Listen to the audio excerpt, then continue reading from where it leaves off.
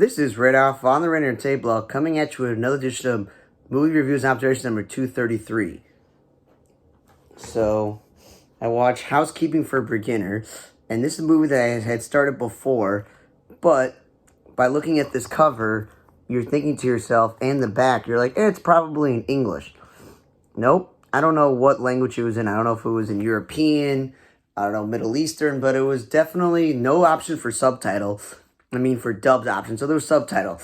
It was very confusing, the whole movie. Good thing it was an hour and 47 minutes of if it was this lesbian who had a girlfriend or this woman who owns a house and this other dude lives there, but he's also gay or something, and that they have this lesbian and her kids, and her kid is gay, and she has all these gay friends, and this other gay guy is her friend, but he also was sleeping with the dude in the house. And apparently the main lesbian died or something, and she made it that the dude who lives in the house is the father of the kids, and then the other lady is pretending to be his wife so she can keep the kids somehow.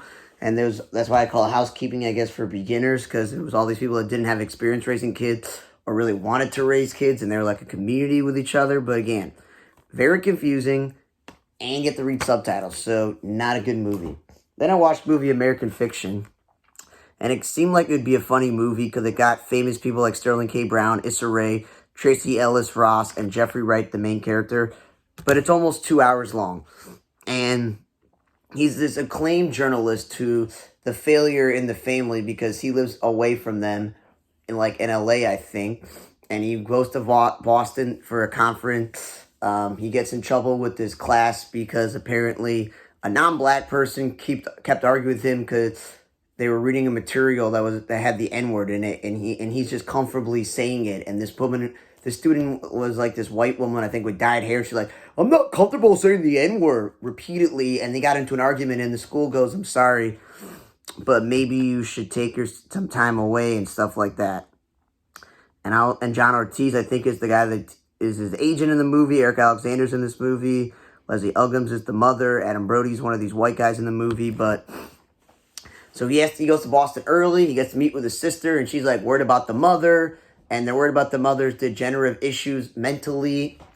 And Tracy Ellis Ross is a doctor, but she complains that she doesn't have enough money to take care of the mother because she's going through a divorce. Sterling K. Brown's a doctor, like a plastic surgeon, and he's going through a rough patch. But then, they're in Arizona, then they're not in Arizona. It was confusing if they were in Arizona, and then he put her in care in LA or not, a beach house. But the abrupt thing was, not to spoil it, but Tracy Ellis Ross is barely in the movie, so that throws a loop into it. He gets involved with a woman who's in the process of getting divorced, and he's not really selling books because he says, I take my time to write books. I don't just come out with a book every single year. So there was some cleverness to the movie, there was some sadness to the movie, there were some funny lines to the movie, but it was okay. It was just average. It wasn't that great of a movie. Issa Rae plays this woman who makes a book that kind of just seems like it's not the type of book that he would be interested in. He also has the responsibility of choosing books of the year in the movie. And then he just has this idea. The whole point of the movie is he has this idea to decide to go with the offensive tropes and make a movie, write a book that wouldn't be his style, but just for the fun of it. And they publish it and become this best-selling book. And he's got to figure out, do people know that he came out with this quote-unquote filth, or does he take the awards and everything that comes with him selling himself? I've heard this sometimes with musicians. They're like, we can come up with a really dumb, catchy song that's like bubblegum pop, and we could sell it and make a bunch of money, but did we really like the process of writing it? Sometimes we want to write a very emotional song that feels important to us, or do we want to just make a song that can just play on the radio all the time? So it's kind of similar to him writing these books that no one reads, and then when he writes this filth book, everyone wants to read it. Then I watched A Quiet Place Day 1.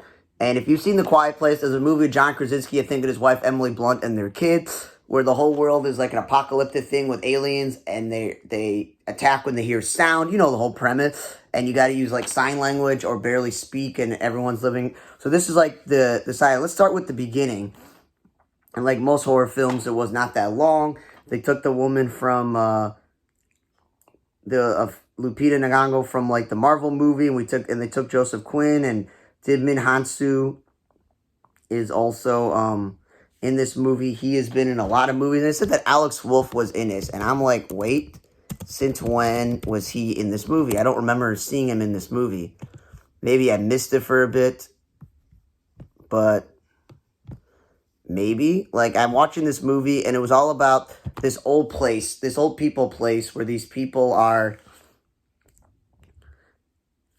like, having mental issues, and she's, like, the only young person in there. She has this cat that comes with her and stuff, and, obviously, they go out for a puppet show, and that's when all these people attack, and she's trying to survive with her cat, and then she bumps into Joseph Quinn, and they try to survive, and there's Djimon Hounsou, who's a really good character actor. He was also at the place,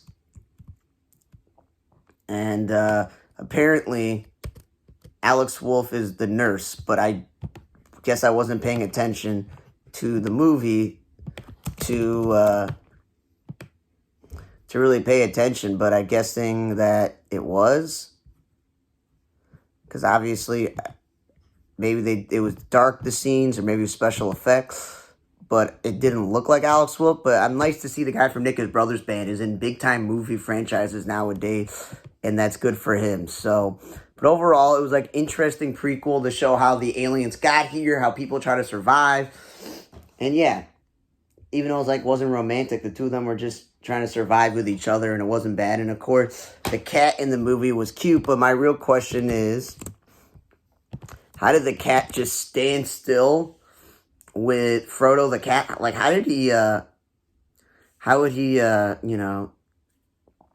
stay there? So apparently they said that it's a service cat for the character who's terminally ill, which I didn't realize that all these characters are terminally ill. But when all these explosions and bad things are happening and the flooding and stuff, I still don't know how a cat stays that still. That's all I'm going to say. But it was pretty cute. Then I watched Bad Boys Ride or Die, which is the fourth one, Will Smith and Martin Lawrence. It's almost a 2-hour movie. Will Smith is still trying to do these action scenes like he's very young, and people in the movie call him out that he's old. Martin Lawrence obviously is doing the whole Danny Glover that I'm too old for this, because he is too old for it. And the fact that this movie came out last year and it's been 4 years since the other one, you forget, like, who's their boss. You forget Vanessa Ann Hudgens and these other guys are, in the movie. And we were like, oh yeah, and Will Smith has a fiance, but throughout all these movies, he has issues with love. And then he has a long-lost son from a former lover, and he's a criminal, he's in prison. And he's got to help them out. And their boss used to have a relationship with Will, and I can't remember these things. And you forget that Martin Lawrence is married, he has kids, he has a grandkid on the way, his son-in-law is a Marine Corps, so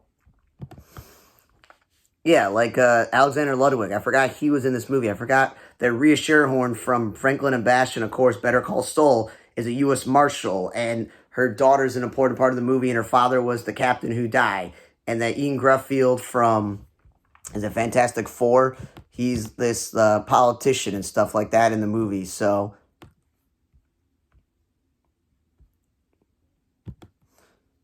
there's like a really big cast in this movie. Eric Dane is like the bad guy. Tosh Smith is Martin Lawrence's wife in the movie. And the premise of the movie is there's like cartels and there's dirty cops and people are trying, and apparently Will Smith is former boss and Martin Lawrence's boss in the movie was looking into it before he passed away, and there's all, and so of course no one wants to know he did it. So the movie starts off with, the premise, not like Will Smith getting married or anything else. The premise is their former captain is being framed for being a dirty, corrupt cop. And the whole movie is them trying to prove it, and no one's believing them. And the only person that can help Will and Martin Lawrence, vindicate their former captain is Will's locked up son, because he's a former bad guy. So the three of them have to save the day. It's not terrible. There's some comedy throughout the movie. There's a lot of action and fight scenes. But they let the young people do that. They let Will Smith's fake son, son in the movie do the fight scenes. They have Alexander Ludwig and Vanessa Ann Hudgens. If it's believable or not, she's a cop, because I was always going to think High School Musical. Them do the fight scenes. Eric Dane, I don't know if it's reasonable, but he still can probably have some fight scenes. And of course, Dennis Green, who played the Marine Corps son-in-law of Martin Lawrence, was pretty badass in the movie. And yeah, Not a bad cast, not a bad movie. The fact that it took them forever to make a third one and then another 4 years to come out with the fourth one, I just hope this is like the end of the franchise, because Will Smith is my favorite actor, but it's just, there's really no need for them to continue to make these movies. So it's okay that it ended the franchise in a way like that. And then I watched The School of Magical Animals. It was a German movie. You could tell that it was automatically dubbed for English, which is great. But there's all the print in the movie, like on signages and some of the things that the people were saying were in German. You got a head of a school who seems like he's only cared about one class or one grade. And this school is a giant building. So, like, where's the rest of the class? Like, where are the rest of the students and the rest of the teachers? But it just focuses on one class, and the principal's so worried about one class. It's really weird. So a new girl, this redheaded girl named Ida, moves to the school. She becomes friendly with the weird kid, but then, like, has a crush on the cool kid. And you know how it is. You turn your back on the people that were nice to you first. And the whole point of the movie is they get a new teacher, and she gives them special magical animal, and it goes to the weird kid and the new girl, and everyone's like, fake being their friend, but they're all calling them thieves because things are going missing. You got a bumbling fat guy who's like the groundskeeper janitor, which is pretty funny.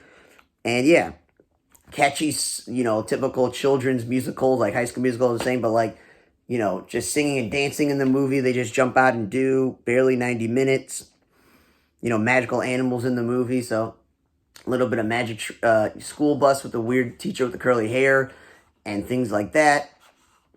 And yeah, not a terrible kids movie. Teach you a lot of good lessons. So I'm going to say this by default. I think the best way to watch this week was Bad Boys, Bad Boys. What you going to do when I come for you? Ride or Die. The fourth movie and hopefully the final movie in the Bad Boys franchise. Quiet Place Day 1 was an interesting enough movie because they're like, we can't make any more Quiet Place, let's do prequel. The kids movie wasn't bad. It was a little cheesy. And American Fiction was okay. It's just Hakeem for Dinners was just confusing and a waste of time. Thanks again for listening to another edition of Movie Reviews and Observations. Number 233. For Other Entertainment Blog, I'm Radar. See you guys next time.